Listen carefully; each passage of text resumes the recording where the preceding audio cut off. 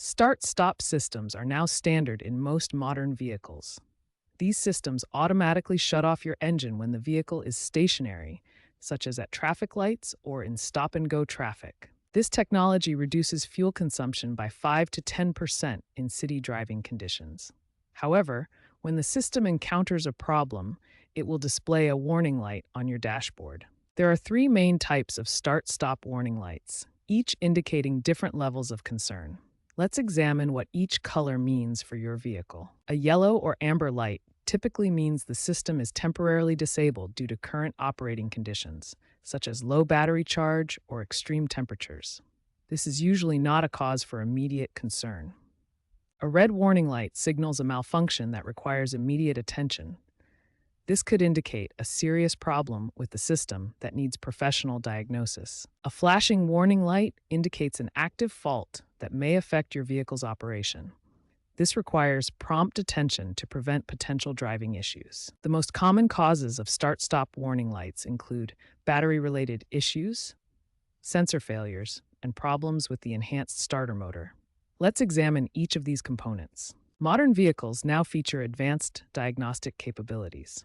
OBD3 compatibility provides more specific error codes, while smartphone integration allows for remote diagnostics and monitoring. Understanding these warning lights helps you respond appropriately to start-stop system issues. Yellow lights often resolve themselves, red lights need immediate attention, and flashing lights indicate active problems affecting your vehicle's operation. Start troubleshooting your start-stop system with basic checks. First, test the battery voltage. It should be at least 12.4 volts at rest for proper operation. If basic checks don't resolve the issue, use an OBD scanner to identify specific error codes. Common codes include P0A93 for system performance issues and P0562 for low system voltage. Here's the universal reset method that works for most vehicles. Turn the ignition to the on position without starting the engine. Then press and hold the start-stop button for 10 to 15 seconds. Some manufacturers have specific reset procedures. BMW uses the iDrive menu, Mercedes requires holding the start-stop button with the brake pedal, while Toyota and Lexus typically require dealer-level diagnostics. If the reset doesn't work, professional intervention may be needed.